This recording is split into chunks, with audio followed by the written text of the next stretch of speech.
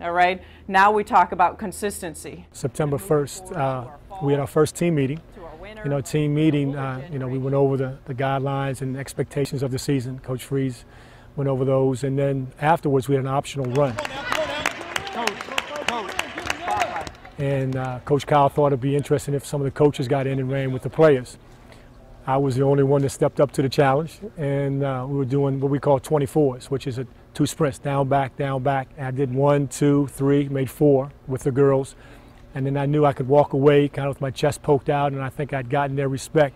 Decided to do 1 more, and on that 5th one, I went down, turned and pivoted. Unfortunately, I heard a pop, and I ruptured my Achilles. I never had an injury in his life, never a major injury like that, so he was kind of in shock a little bit. But we actually made a few phone calls that day, and Dr. Craig Bennett, our team orthopedic, actually did surgery on him the next day. Coach Freeze, being one of the first, other than my wife, made me stay home for a week. She sent me one of the most sternest texts I've ever gotten from her, and saying, stay home. And for somebody that likes to come to work, that loves what I do, when your boss tells you to stay home and get better, it was a pretty good feeling. I mean, I didn't feel like I was letting anybody down. Coach Langley and Coach Chin stepped up because it was a recruiting week and I couldn't go out.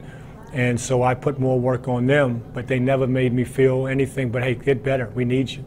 So that was nice on the staff's part. My wife is my best friend. She's been with me through thick and thin. Not to get emotional, but I'm fortunate. And when I got hurt, she dropped what she was doing. She took a day off, took me to get my surgery, and for a solid week, day in and day out, she waited on me. And never once did she complain. And you find out that I definitely married up. Drop step baseline, step across, power finish it opposite. Watch Gian. David's a real high energy guy. There we go, now I hear, here we go. Drop step up, sit down. And today was the first day that he did not have to be on the crutches anymore.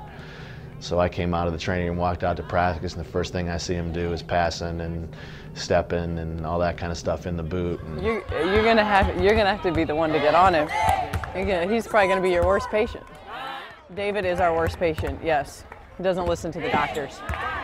What are we gonna do? I mean, he's worse than the kids. But the first day he gets off crutches, he's got to be out on the floor and coaching it up. So more power to him. He's gonna be hurting.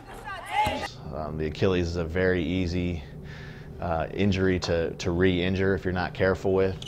My father was in the government for 38 years, and a lot of people make fun of the government workers. They take time off, they've got this much leave. My father went to work every day for 38 years. It was, 36, 2 years in career.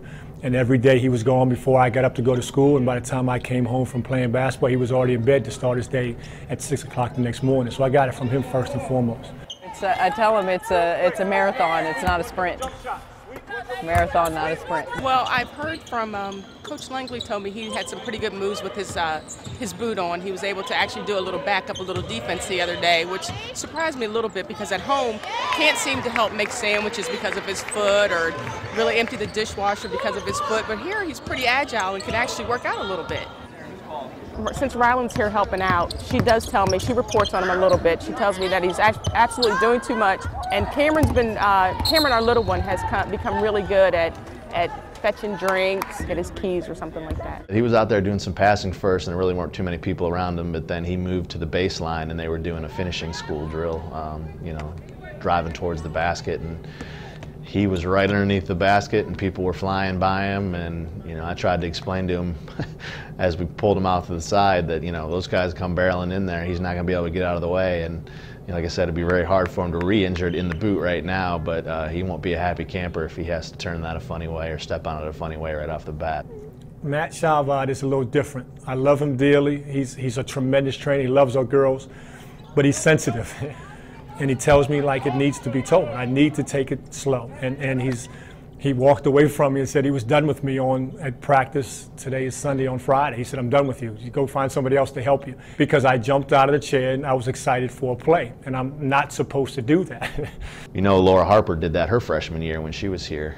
Harper will tell you that at one point on a road trip at Florida State, I had to put the fear of God into her one night about doing too much, and she'll tell you from that point on she didn't sneeze without asking. He's already times 10. He's going to be hard. They're gonna be out there messing around. Go, yeah, pop. Oh, Don't say back that. to surgery. Don't say that. I'm telling you, that's what'll happen. You don't listen. Even if I have the boot on? Yes, because you're still conflexed a little bit. I mean, you can walk around, but I know how you get. You get so excited. Gotta be smart. I know how to deal with with those type of athletes, and he is an athlete, and you know, we'll get him back healthy as soon as we can. Way to Faith, way to go, Alicia the boy. Good job. Called me one night, I was downstairs and my cell phone rang at about 10 o'clock at night, so I thought it was something important, and he called me and asked me if I wanted to get us a little ice cream. I told him absolutely not, we didn't need any ice cream, and don't call me anymore tonight. I don't know if I got ice cream that night or not. I guess if she said she didn't see it, then I didn't. Yeah, you know what I probably did? I got Cameron. I snuck Cameron down afterward. And my 9-year-old went and got the ice cream for me because she loves Daddy. She'll take care of Daddy.